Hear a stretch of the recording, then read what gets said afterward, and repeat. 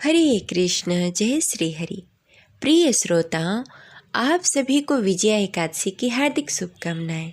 आप सभी पर भगवान विष्णु और माता लक्ष्मी की कृपा सदा सर्वदा बनी रहे। आज सुनेंगे विजया एकादशी व्रत कथा। तो प्रेम से बोले लक्ष्मी नारायण की जय। जय श्री हरि। प्रिय श्रोताओं, साल 2026 में विजया एकादशी का व्रत 13 फरवरी 2026 दिन शुक्रवार को रखा जा रहा है। आज का दिन बेहद ही शुभ है।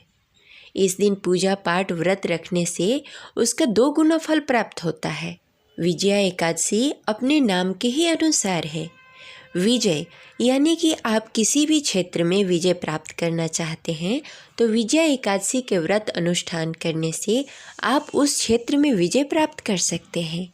भगवान श्री राम ने रावण पर विजय प्राप्त करने के लिए विजया एकादशी का व्रत रखा था। उसके फलस्वरूप वह रावण पर विजय प्राप्त किए थे। माना जाता है कि जो भी व्यक्ति पूरी विधि विधान से नियम पूर्वक विजया एकादशी का व्रत रखता है तो उसके सभी कार्य सिद्ध होते हैं। वह अपने दुश्मनों पर विजय प्राप्त कर सकता है। यह एकादशी बेहद ही खास है। यह फागुन मास की कृष्ण पक्ष की एकादशी तिथि के दिन रखा जाता है। इस दिन जगत के पालनहार श्री हरि विष्णु की विधि विधान से पूजा आराधना की जाती है और व्रत अनुष्ठान किया जाता है और इसके साथ ही मंत्र जाप किया जाता है। और एकादशी व्रत में एकादशी व्रत कथा पढ़ना या सुनना बेहद जरूरी होता है। कथा के बिना व्रत अधूरा माना जाता है। कथा पढ़ने वाला और सुनने वाला दोनों को ही फल प्राप्त होता है।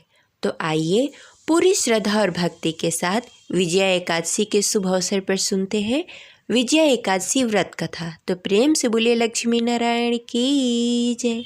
जय श्री हरि।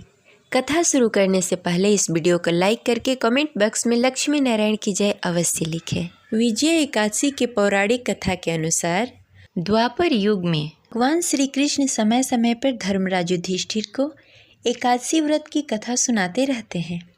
जया एकादशी की कथा सुनने के बाद धर्मराज युधिष्ठिर ने भगवान श्री कृष्ण से फागुन मास की कृष्ण पक्ष की एकादशी के बारे में पूछा।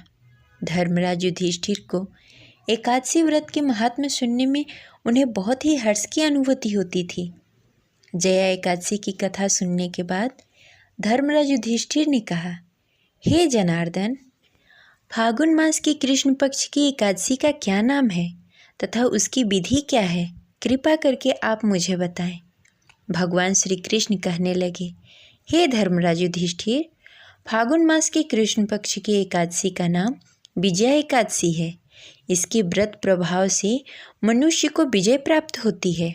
यह सब व्रतों से उत्तम व्रत है। इस विजया एकादशी के महात्म्य के श्रवण और पठन मात्र से ही सब पापों का नाश हो जाता है और मोक्ष की प्राप्ति होती है। एक समय देवर्षि नारद जी ने जगत पिता ब्रह्मा जी से कहा, हे महाराज, आप मुझसे फागुन मास की कृष्ण पक्ष की एकादशी का विधान कहिए। ब्रह्मा जी कहने लगे, हे नारद, विजया एकादशी का व्रत पुराने तथा नए पापों का नाश करने वाला है। इस विजया एकादशी की विधि मैंने आज तक किसी से भी नहीं कही। यह समस्त मनुष्यों को विजय प्राप्त कराने वाला एकादशी है। त्रेता युग में मर्यादा पुरुषोत्तम श्री रामचंद्र जी को जब 14 वर्ष का वनवास हो गया तब वे श्री लक्ष्मण तथा सीता जी सहित पंचवटी में निवास करने लगे। वहाँ पर दुष्ट राक्षस ने जब सीता जी का हरण किया तब इस समाचार से श्री रामचंद्र जी तथा लक्ष्मण जी अत्यंत व्याकुल हुए और सीता जी की खोज करने में चल दिए। घूमते घूमते जब वे मरणासन जटायु के पास पहुँचे तो जटायु ने उन्हें सीता जी का वृतांत सुनाकर स्वर्गलोक को चला गया। कुछ आगे जाकर उनकी मुलाकात सुग्रीव जी से हुई। उसके बाद उनसे मित्रता होने के बाद बाली का वध किया। हनुमान जी ने लंका में जाकर माता सीता का पता लगाया और हनुमान जी ने सीता जी से सुग्रीव और श्री राम प्रभु की मित्रता का वर्णन किया। वहाँ से लौटकर हनुमान जी ने भगवान राम के पास आकर सब समाचार कहे।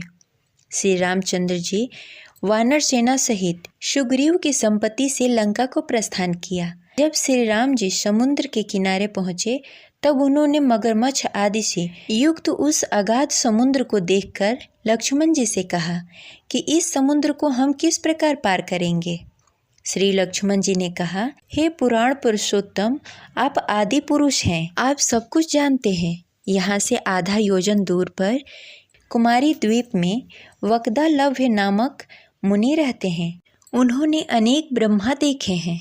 आप कृपा करके उनसे जाकर इसका उपाय पूछें। लक्ष्मण जी के इस प्रकार के वचन सुनकर श्री राम जी वक्दालभ्य ऋषि के पास गए और उनको प्रणाम करके बैठ गए। मुनि ने भी उनको मनुष्य रूप धारण किए हुए पुराण पुरुषोत्तम समझकर उनसे पूछा, हे राम, आपका आना कैसे हुआ। राम जी कहने लगे, हे ऋषिवर, मैं अपनी सेना सहित यहाँ आया हूँ और राक्षसों को जीतने के लिए लंका जा रहा हूँ। आप कृपा करके समुद्र पार करने का कोई उपाय बताएं। मैं इसी कारण आपके पास आया हूँ। वक्दालभ्य ऋषि बोले, हे राम, फागुन मास की कृष्ण पक्ष की एकादशी उत्तम व्रत करने से निश्चय ही आपकी विजय होगी।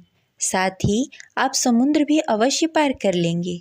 इस व्रत की विधि यह है कि दशमी के दिन स्वर्ण, चांदी, तांबा, मिट्टी इनमें से किसी एक धातु का एक घड़ा बनाएं। उस घड़े को जल से भरकर उसमें 5 पल्लव रखें, वेदी पर स्थापित करें। उस घड़े के नीचे 7 अंजा और ऊपर जौ रखें। उस पर श्री नारायण भगवान की स्वर्ण की मूर्ति स्थापित करें। एकादशी के दिन स्नान आदि से निवृत्त होकर धूप, दीप, नैवेद्य, नारियल आदि से भगवान की पूजा करें। तत्पश्चात घड़े के सामने बैठकर दिन व्यतीत करें और रात्रि को भी रात्रि जागरण करें। द्वादशी के दिन नित्य नियम से निवृत्त होकर उस घड़े को ब्राह्मण को दे दें। हे राम, यदि तुम इस व्रत को सेनापति सहित करोगे तो तुम्हारी विजय अवश्य होगी। श्री रामचंद्र जी ने ऋषि की कथानुसार इस व्रत का पालन किया। इसके प्रभाव से दैत्यों पर विजय प्राप्त की। अतः हे राजन, जो कोई मनुष्य विधि पूर्वक इस व्रत को करेगा, दोनों लोकों में उसकी अवश्य विजय होगी। श्री ब्रह्मा जी ने नारद जी से कहा था कि हे पुत्र, जो कोई इस व्रत का महात्म को पढ़ता है, सुनता है, उसको वाजपेयी यज्ञ का फल प्राप्त होता है। प्रेम से बोलिए लक्ष्मी नारायण एकादशी व्रत कथा संपन्न आज की कथा। तो प्रेम से बोलिए लक्ष्मी नारायण, आपको अच्छी लगी होगी तो इस वीडियो को लाइक करें और ज़्यादा से ज़्यादा लोगों को शेयर करें और कमेंट बॉक्स में जय श्री हरि अवश्य लिखें। मिलते हैं अगले वीडियो में, तब तक के लिए हरे कृष्णा, राधे राधे।